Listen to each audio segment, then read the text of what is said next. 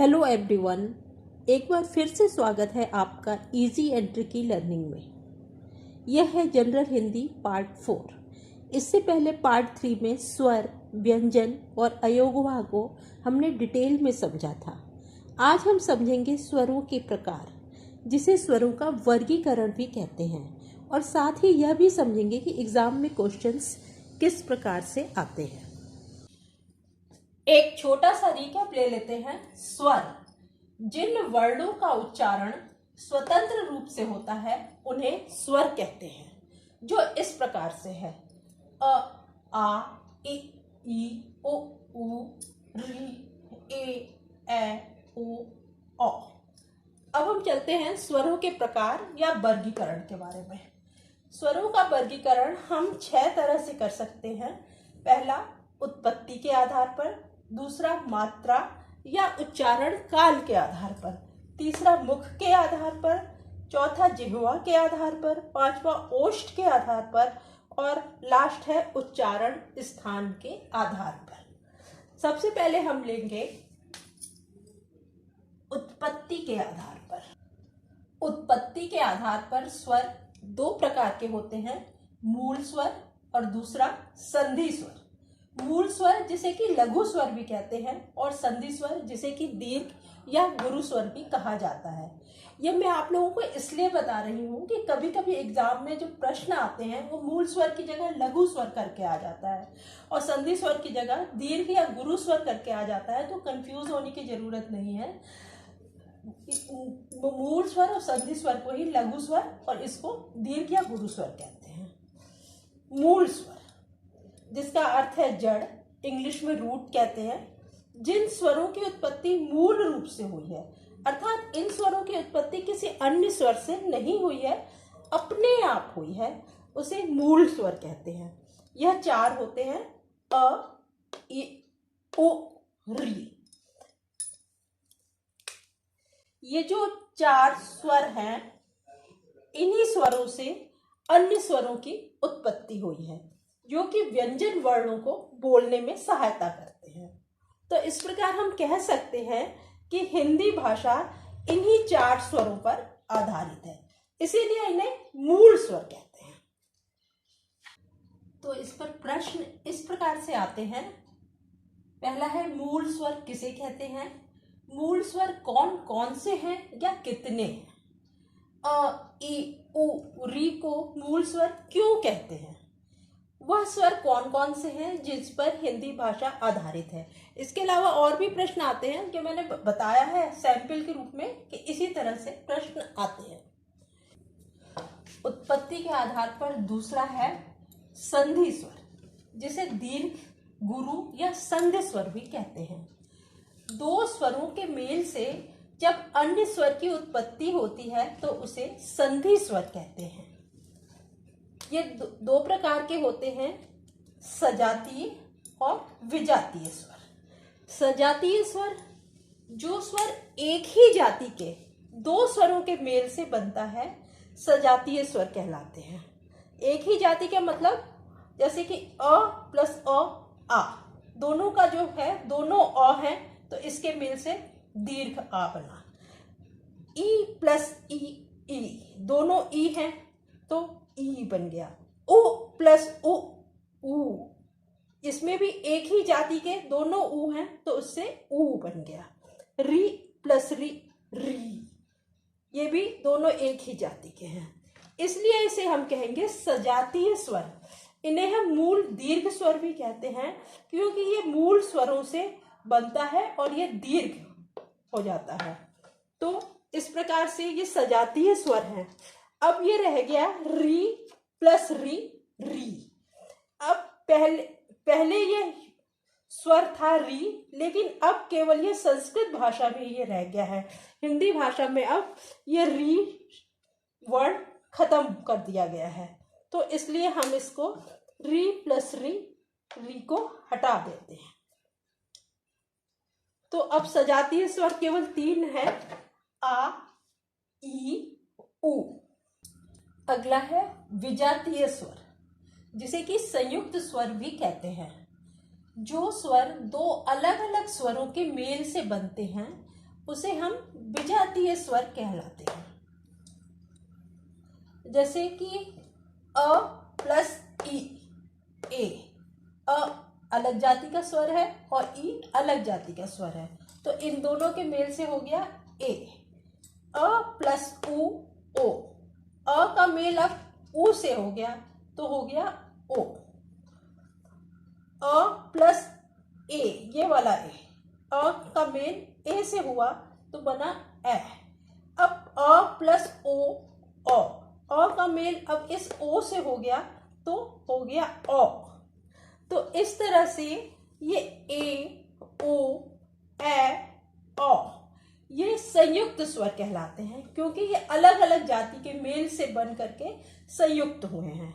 दो भिन्न भिन्न जाति के स्वरों के मेल से उत्पन्न जो होते हैं वो संयुक्त स्वर कहलाते हैं। इसलिए याद रखिएगा, ये क्वेश्चन बहुत आता है कि संयुक्त स्वर कौन कौन से हैं, तो ए, ओ, ए, ओ, क्योंकि ये अलग अलग जाति के मेल से बने हैं। शॉर्ट में हम देख सकते हैं कि स्वर क्या है, किस तरह से होते हैं उत्पत्ति के आधार पर।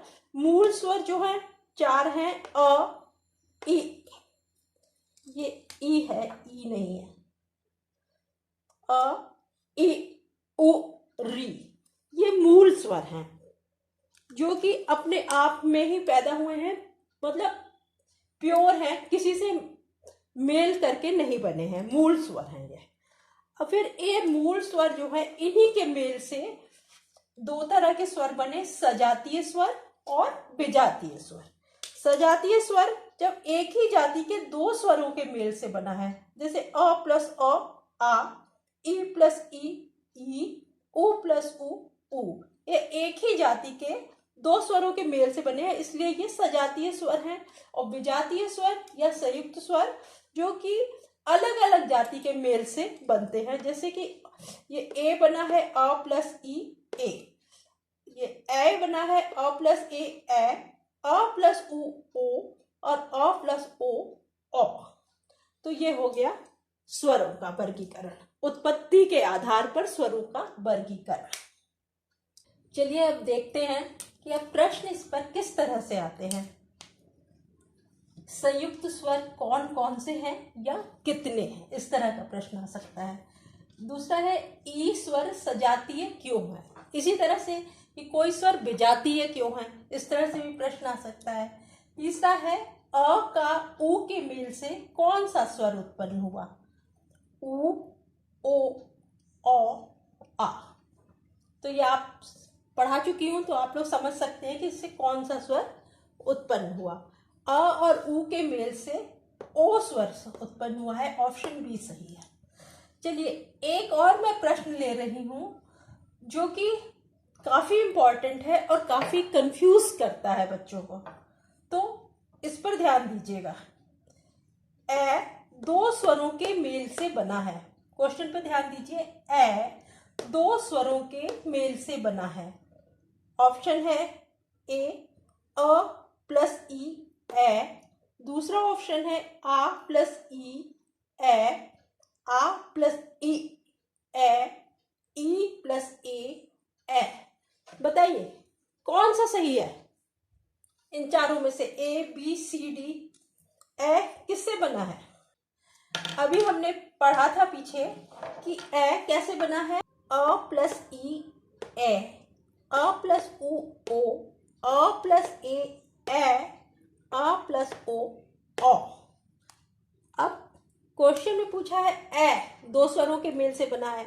अब ये देखिए ए दो स्वरों के मेल से बना है, अ प्लस ए, लेकिन अ प्लस ए, इनमें से कहीं भी ऑप्शन में ये है ही नहीं अ प्लस ए, इसमें भी नहीं है, इसमें भी नहीं है, इसमें भी नहीं है। तो बताइए अब आप कौन सा टिक लगाएंगे, ए प्लस ए है ही नहीं। चलिए देखते हैं अब हम क्या करेंगे। इसको मैं यहां पर लिख रही हूं अ प्लस ए। अब ये ध्यान दीजिए कि ए कैसे बना है। देखिए इसमें से ए कैसे बना है, ए बना है अ प्लस ई, ए।